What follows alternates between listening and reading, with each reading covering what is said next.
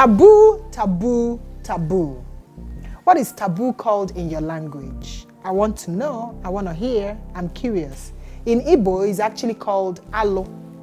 So you would hear people say, Onyanwa mela alo, omela alo, meaning you've done something abominable. So that is taboo in my language. So while I was researching on this topic, I actually decided to go deep as to what the meaning of taboo is. So the dictionary says,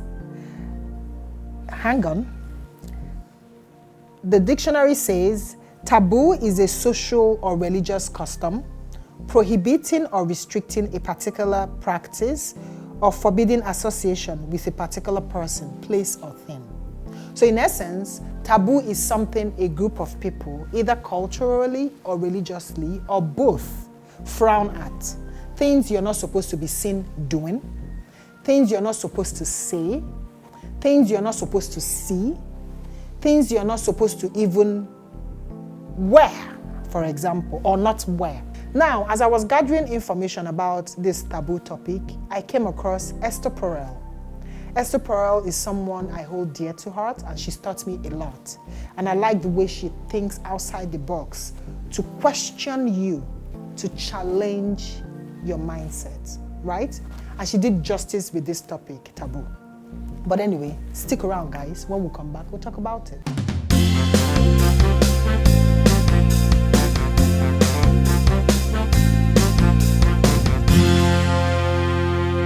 Welcome back, guys. This is still Ujumpo of Ujumpounravels. In today's episode, we are talking about taboo. Taboo, taboo, taboo. I'm curious, what is taboo called in your language? In my language, it's called alo. So they would often say, omela alo, okula alo, meaning you said something horrible or you did something horrible. So I want to know, tell me, what is taboo called in your language? And for the new subscribers, we see you and we say welcome. And while at it, kindly share, click the notification button so you know when we upload new videos, comment and like. And for our family members, we'll see you and we'll say thank you. Dankeschön. Yes, you, we'll see you. Okay? Thank you so much. We appreciate it. Okay, so back to our topic of today, taboo. Now, as I was researching, going through this topic, taboo, I came across Esther Perel, someone that I really, really respect a lot. And I love the way she thinks outside the box with any topic she's discussing, especially in relationship or taboo or whatever it is. And that actually geared me towards making this video and talking about 3 aspects of taboo. So I want to talk about, number 1, taboo in relation to money. Number 2, taboo in relation to sex. Number 3, taboo in relation to death. So these are the 3 aspects of taboo that I want to talk about. And I'll give examples, and again, I will give answers on how to mitigate these challenges, right? So first of all, let's talk about taboo in relation to money. As I was researching, I was curious to know what taboo really is. So I researched, and the dictionary says that taboo is a social or religious custom prohibiting or restricting a particular practice or forbidding association with a particular person, place, or thing. So in essence, this means that taboo is a thing that a group of people, either culturally or religiously, or both, frown at. Be it with what you do, what you say, what you wear, what you don't wear, what you ask, what you don't ask, what you do, what you don't do, right? So a group of people, a society, culture, religion, have things they frown at, and these things are called or known as to be taboo, or taboos, as the case may be, right? So, going back to the first taboo in relation to money. An example could be that in some culture, it's frowned upon that people ask for your salary, for example, or how much you earn. So it's looked at like you're being too nosy. You're not supposed to ask me. Example here in Nigeria, people don't share their salaries, even sometimes with their significant other.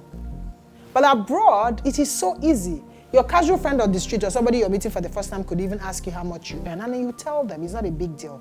But in this part of the world, it's like, hey, allo, meaning the person asked me something too personal. It's seen as no. You are not supposed to know, you're not supposed to ask. Please don't ask because it's not welcomed here. Or, for example, when you lend money to somebody and the person is supposed to pay in a month and the person does not pay, you're not even supposed to somehow go back and ask the person, especially when you know the person has financial issues.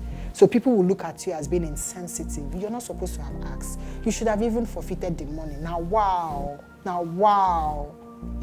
it's like a taboo. And now I'm here to tell you that the way to mitigate this is to know that it is not a taboo. Remember, taboo is fluid. It's supposed to be fluid, meaning it's something that changes. As you learn, you change. You're not a tree. So when you're uncomfortable with something, you move. In essence, when somebody collects money from you and the person has breached the contract, what do? You ask. The moment we begin to know that there is no big deal to this, that is when this perceived taboo will begin to melt and lose its power and its hold on us in our culture. When you're comfortable sharing what you earn, my dear, tell anybody you want to tell. It's your salary. And don't feel that you're not supposed to then, I won't say, but in your mind, you don't even think it's a big deal. My dear, say it if you want to. And if you want to ask someone, ask the person. Don't feel that asking makes you awkward. No, it doesn't. If the person doesn't want to share, fine. But don't feel that asking makes you weird. And because I'm weird, I won't ask. You're not weird. It's the moment we begin to challenge what we call weirdness or what we call weird.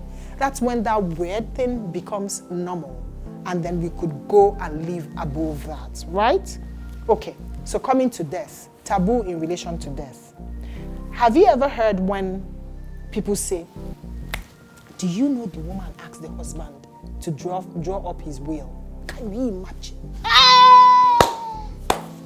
She has committed an atrocity. How can you ask your husband? So does it mean that you want to kill him?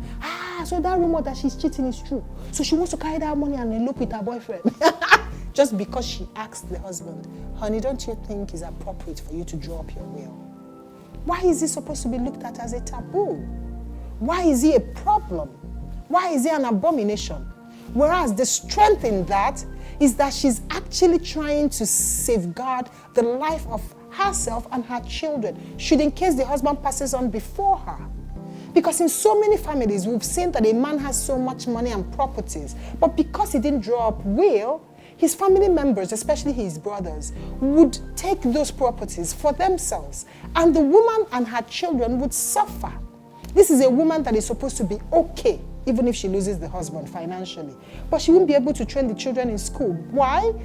The husband did not draw up his will. And perhaps she asked him, or maybe she was scared to ask him because she knows that if she asks him, he would take her to the village and tell the people to call Umunna meeting and probe my wife. Why did she ask me? Does she want to kill me? Did that Babalo give her drug? As a man, come on. Did that Babalo give her medicine? It shouldn't be. So the way to mitigate this is when you want to ask your husband, assuming you feel your husband does not have a will, look for a very good way to have that discussion. You could even start it off by saying, honey, do you think we should actually, draw up a will together? So assuming you earn too, you have properties, you have things too, you could come and say, I'm thinking of, leaving this property in Chima's name. Let's say Chima is your son's name. And leaving this other property in Nkechi's name. Let's say Nkechi is your daughter.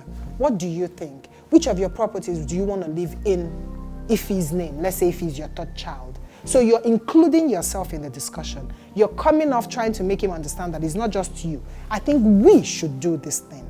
Because in doing this, we don't know what could happen tomorrow. We might leave the face of the earth and leave these children stranded. And you don't even know what our siblings will do. Yes, we have good siblings, thank God, but you just don't know. Or maybe if luckily you have a story of someone that left this earth and he's supposed to be rich, or he was supposed to be rich, but his children are suffering because he didn't do the needful. You could draw up that story in that conversation, giving that man a soft landing and a space to understand where you're coming from and not perceive it as a taboo. You get that? Okay, let's go to number 3. Number 3, taboo in relation to sex. This one to me is really very deep. Because, most of us in this part of the world, young girls, were not told, the first informal sex education. We didn't have that growing up. Our parents didn't tell us. Perhaps they didn't even know. They didn't know better, right? Personally, when I saw my period for the first time, my mom said to me, if a man touches you, you'll get pregnant. That was what she told me. And anyway, the next day, I was busy playing with my male friends. And she called me again. Didn't you hear what I told you yesterday? I said, Mom, if a man touches me, I'm not going to get pregnant. She was so shocked because in her mind, how did she know? But I learned from school and I learned from my older sisters. But it shouldn't be, right? Your parents, especially your mom, should be able to have that intimate sexual discussion with you. Because in the absence of this, our young girls go into early parenting. They become parents early because they make mistakes. They don't know their body. They don't know their cycle. They don't know anything, and they take in. And then the same mom or the same parent will still come and say, you've disappointed me. Yeah. But you didn't teach her. She didn't know better.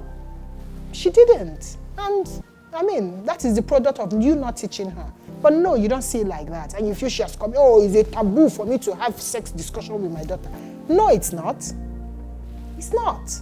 And you see these girls, they get abused, they suffer from rape, and so many abuse. They don't even know how they are supposed to be treated by men because they were not taught. They enter horrible marriages. And again, it's a taboo for them to leave those marriages. Hey! Divorcee. Hey! I'm being too dramatic. But anyway, you get what I'm saying. So they will stay there. They will die of depression. I made a video about depression. I'm going to link it somewhere. But you should just watch that video. The things we're not supposed to do. Because people are depressed. People have issues. And this taboo is one of the causes. You can't speak. Even when you're dying, you can't speak. Even when you're happy, you can't speak. Even when you're in a marriage you don't like, you can't leave. Because it's a taboo to leave. It's a taboo to have a sex discussion with your partner. It's a taboo to even tell your partner, oh boy, you're not satisfying me. Hey! So how do you know what satisfaction is? It's also a taboo to have that conversation. But it's not. Ujumpounravels is here today to tell you that it is not. Challenge that norm. Ask the question. Have the conversation. Discuss it. Make it a common, normal conversation to be heard. And when you continue to have the conversation, it becomes normal. It becomes easy to the ear. And it becomes a conversation that people are willing to ask. Remember, it's not about having a conversation. It's about how you have the conversation. So I'm not here to tell you to be arrogant or rude. No. Calm down, construct it well, and deliver right. You'll be shocked how the person you're having the conversation would be willing to listen. These are really not taboos, and they shouldn't be. Okay? So guys, I am here to tell you to challenge the norm respectfully, but free yourself from all this taboo and these clutches that we have here in Africa. Ask questions, have uncomfortable discussion, and make them comfortable. Who says they're uncomfortable? We. So make them comfortable. We say it. Uncomfortable conversations, make them comfortable by having those conversations. Respectfully, that is. Anyway, till next time, guys, hang in there, for the very best is next. Love you. Mwah. Bye.